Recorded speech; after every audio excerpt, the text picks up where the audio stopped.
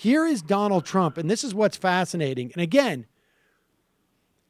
he's such a moron. My God. But people can talk about how he's just admitted to obstructing justice, but it is irrelevant if Paul Ryan is not forced to recognize it. But here is one of the things they would introduce into the docket if Paul Ryan was to allow any type of talk of impeachment to go forward. Here's one of the things that they would put into the docket. That is where Donald Trump says, I fired the head of the FBI because of the investigation that he was following about me or my associates. Here it is with Lestor Holt.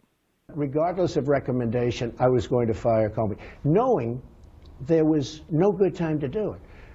And in fact, when I decided to just do it, I said to myself, I said, you know, this Russia thing with Trump and Russia is a made-up story. It's an excuse by the Democrats for having lost an election that they should have won. And the reason they should have won it is the Electoral College is almost impossible for a Republican to win. Very hard. Yeah. I mean, he just can't shut up about the Electoral College. Well, the funny part about that, amazing. Let's start from the end.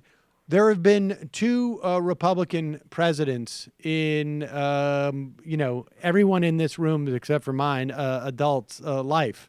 And both of them have lost the popular vote and won via the Electoral College. Right. Just as a reminder, as difficult as it is, it's been the only mechanism in which they have been able to actually get into the White House. Okay, as a reminder that no Republican has been elected to the White House with more than about a 2-point win, and that was with Bush, with everything going his direction with the fear of terrorism in 2004.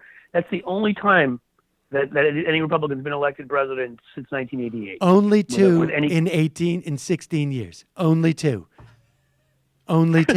have won via the Electoral College and not the popular vote. So that's pretty hard. It's totally unfair. Like you're mocking me right now. No. It is. So there he is, basically, admitting that. Here he also responds with Lestor Holt to the testimony of Sally Yates, and we won't know. And there of course, there's also subpoenas being issued in investigation of Flynn. We won't know until they probably operate on his brain. What it was that set him off about Comey, but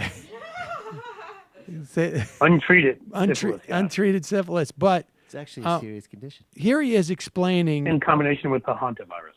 Here he is explaining why he did not fire Flynn until essentially there was a report that he had been told that Flynn lied to Mike Pence, supposedly, about his contacts with the Russians. Here it is. My White House counsel, Don McGahn, came back to me and did not sound like an emergency of any. It didn't make it sound like he was, and she actually didn't make it sound that way either in the hearings the other day, like it had to be done immediately. This man has served for many years. He's a general. He's, in my opinion, a very good person. I believe that it would be very unfair to hear from somebody who we don't even know and immediately run out and fire a general. The person he's talking about that we don't even know is the acting Attorney General of the United States, who is coming in with reams of documentation from the FBI, from perhaps the CIA. I mean, it's not like I think these institutions are have a great track record in this country. But what we're starting to see, particularly too with his firing of Comey, is this is his authoritarian mentality. There's a difference between the way you run a closely held business, like, let's say, the Majority Report, or the Trump Organization. Stop asking us for loyalty all the time, Sam. And the way you operate. He does that with me too, just to come on. Well, and the way you operate a presidency. And that's the difference between a sort of an authoritarian dictator and not. One is you recognize that institutions have certain rules and there is certain responsibilities. And the other is just like, is he part of the family or not? Yeah, again, I have syphilis. I can't follow any of this. I mean, this is where you start to see the real, it's not like these authoritarian impulses weren't there, but now you're starting to sort of they're coming into full view, and everybody's standing around. It seems like Lestor Holt. Everybody's just like, "Wow, that's odd. That's an odd way to react."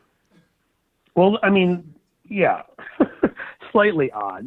I don't know. I mean, is there anything left to say? These are the kinds of things that all of us who have children have heard kids say. I mean, he's gotten away with this the rest of his life. Yeah, you can do these things in a closely held business, but he's failed again and again in that environment too.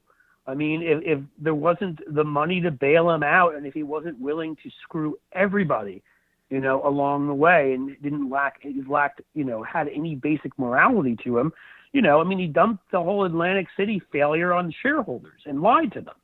I think actually this is the broader argument here should be made about the failure of our legal system when it comes to wealthy people, because he's done things that are over the edge again and again and again, and he's never had to pay the price for that. He's not a smart guy, and that's at the basis of it. So they give the guy talking points, and he goes out there, and when you combine his lack of intelligence for knowing that he's basically implicating himself, and the sort of the narcissism, the arrogance, you get your sort of yes, I ordered the code red kind of moment here. Yeah, I mean it would be easy to go out there and say it, but in a way they're challenging him by saying, it's like that scene. I mean, they're challenging him, and he wants to sort of say, well, screw you. I fired him because I wanted to fire him because he's questioning me on Russia. Screw that guy. Well, and it kind of. That's why. I mean, this is the point that I think is scary about Trump. Okay, is that there is no plan. This is a guy who is just sort of like bouncing from impulse to impulse with no notion of mores. And the problem is things are breaking down because the people around him, they are so craven that they don't care. I mean, this is how, Donald Trump and what he's doing to the country is sort of analogous to how people like Michael Jackson end up killing themselves with a drug overdose, because everyone in their orbit is there to suck money out of this guy or to suck whatever they get out of this guy, and will never say like, hey, maybe you should not ingest all that. Hi, folks. It's Sam Seder. You know me from just a minute ago. Listen, we've had a problem on YouTube. Let me make a graphic visualization. Back in March, our revenue and the ads that were monetized was a lot, like here. And now, over the course of actually within a day into April, it's down to about here. Now, this is just a artist rendering, but that's basically it. We were here, and now we're here. That's because of some YouTube thing where advertisers were concerned on being on hate sites. And of course, we're a news organization that sometimes talks about hateful people, and we got caught up in their algorithm. I thought it would be fixed by now. It's not. We need your help to keep giving you free content on YouTube. We don't have the advertiser support that we had even back, here. So we're looking for your help. Go to our Patreon site, give a couple of bucks. Literally, you could give a couple, and it would be very helpful. Head over there. Here's the link right here or down there. It's somewhere around here. Find it and go help us out. Thanks so much. Enjoy the rest of the show.